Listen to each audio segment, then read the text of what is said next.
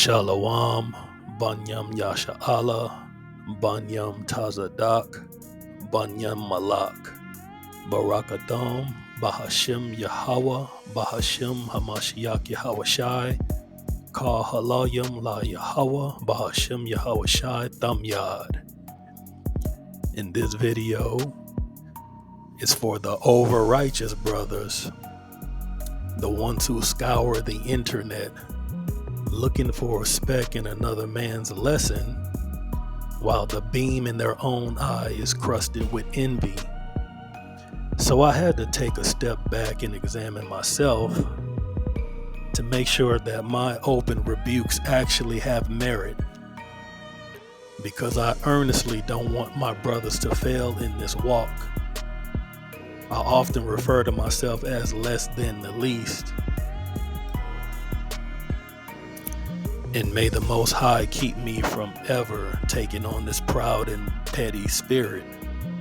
But recently I heard a brother nitpicking another camp member because of one verse in his precept chain apparently bothered him. They'll say like, yeah, such and such shouldn't have used Psalm chapter 5 verse 5. He should have used Sirach 12 and 6. Yeah, that brother's wicked. Y'all need to follow LOE camp, Lord over everybody. You see, that's the spirit that we don't need in this truth. Let's be clear, if the precept chain is mostly sound and one verse is misplaced or stretched, a spiritual man will pull him aside or build on it for edification. But when you zoom in on a misstep and ignore the righteous intent and use it to tear down a brother in public, that's not correction at all.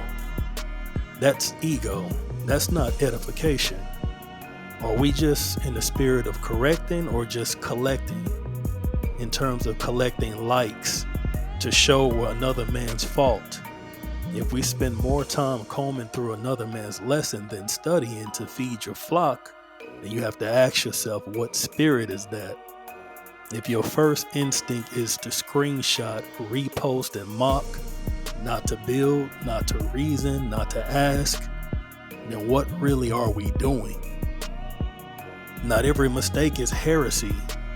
Not every misfire is a reason to gather a bunch of brothers and whisper and backbite. We're called to restore, not stalk, build and not belittle, and edify, not eavesdrop. Then you got other brothers who absolutely will not take a rebuke, no matter how off that their teachings are. You know, there got some brothers who have become the face of the whole nation. So right off the bat, because you represent all of us, you're going to have people trying to correct you where you have errors in your doctrine.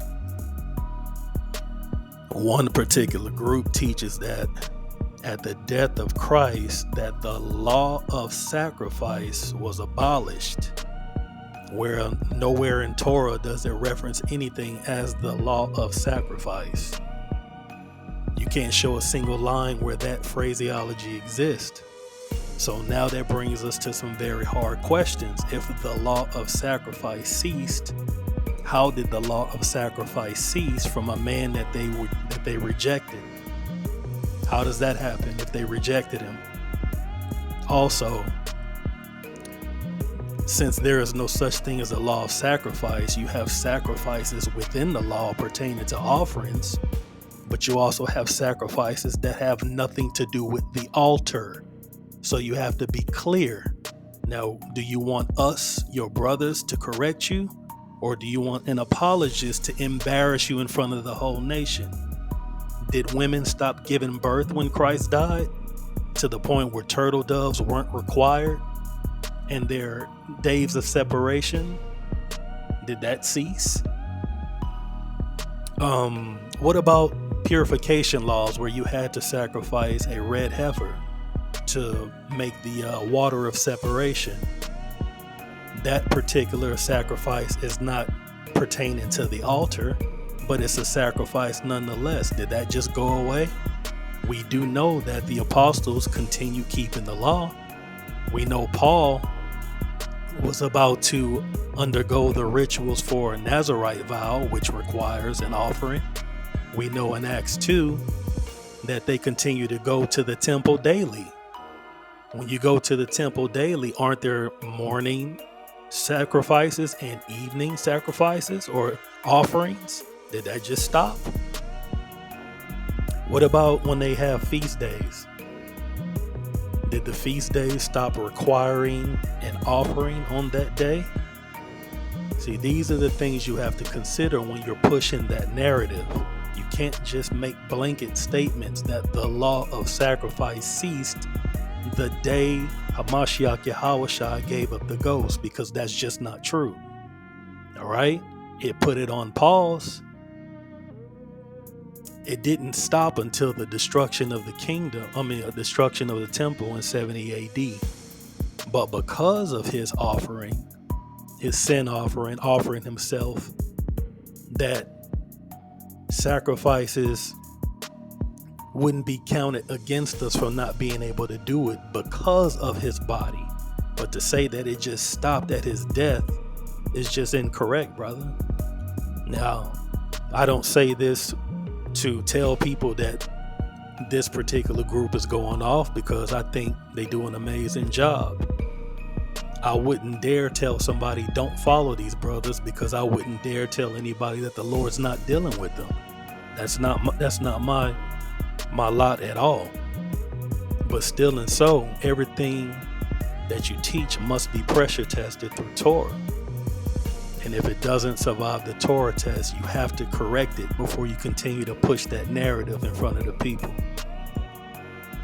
So I'll end with a parable from Yahawashi. This is Luke chapter 18, verse 10, and it reads, 2 men went up into a temple to pray, the one a Pharisee and the other a publican.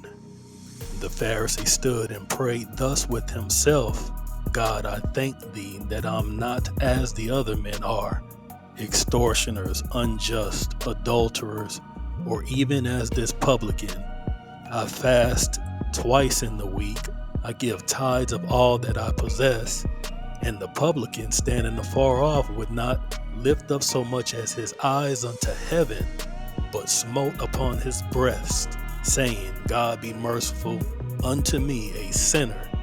I tell you, this man went down to his house justified rather than the other. For everyone that exalted himself shall be abased, and he that humbled himself shall be exalted. This is just food for thought, and it's all I got, and I hope you were all edified. Shalom.